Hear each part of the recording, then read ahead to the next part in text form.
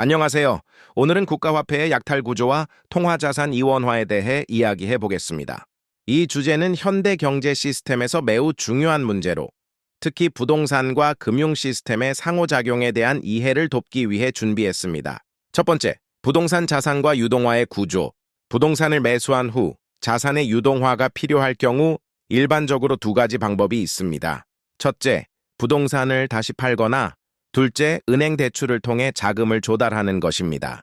이 과정에서 발생하는 이자는 개인이나 기업에 부담이 됩니다. 부동산 자산을 보유하고 있는 동안 유동화를 원하지만 대출을 받는 경우 이자 지불이라는 추가 비용이 발생하게 됩니다. 이러한 구조는 부동산 자산의 소유자에게 상당한 경제적 부담을 안기며 결국 금융기관의 이익으로 귀결됩니다. 두 번째, 통화자산 이원화의 작동 방식. 통화자산 이원화는 중앙은행의 화폐 유통을 대리하는 은행이 부동산 이익을 독점하는 구조를 형성합니다. 즉, 금융기관은 부동산 자산의 가치를 활용하여 이익을 창출하고, 이는 정치 권력과 결합하여 부동산 자산의 이익이 특정 집단에 집중되는 결과를 초래합니다. 이런 방식의 금융구조는 일반 대중에게 불리하게 작용하며 경제적 불평등을 심화시킵니다. 결국 국가화폐는 정치적 권력과 금융적 권력이 결탁하여 부동산 자산의 이익을 독점하는 수단으로 기능하게 됩니다. 세 번째, 통화자산 일원화의 대안. 반면, 통화자산 일원화는 경제체제의 혁신적인 접근 방식을 제시합니다.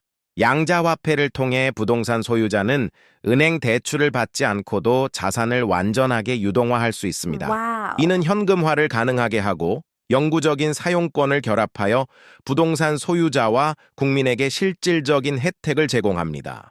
양자화폐는 금융기관의 개입 없이도 자산을 유동화할 수 있는 길을 열어줍니다. 이는 부동산 자산의 가치를 보다 공정하게 분배하고 경제적 불평등을 줄이는 데 기여할 수 있습니다. 결국 국가화폐의 약탈 구조는 부동산 자산과 금융 시스템 간의 복잡한 상호작용을 통해 형성됩니다. 이를 극복하기 위한 해결책으로 양자화폐가 제시됩니다.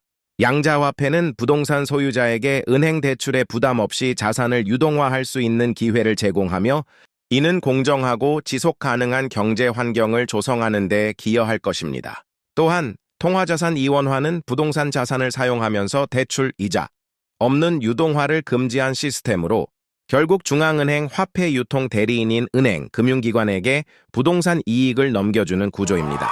이는 정치 권력과 금융 권력이 부동산 자산의 이익을 독점하는 구조로 운영되며, 이러한 약탈적 국가화폐의 금융구조를 극복하기 위해서는 양자화폐의 도입이 필수적입니다. 이상으로 국가화폐의 약탈 구조와 통화자산 이원화, 그리고 양자화폐의 해결책에 대한 설명을 마치겠습니다. 여러분의 소중한 의견과 질문을 댓글로 남겨주세요. 감사합니다.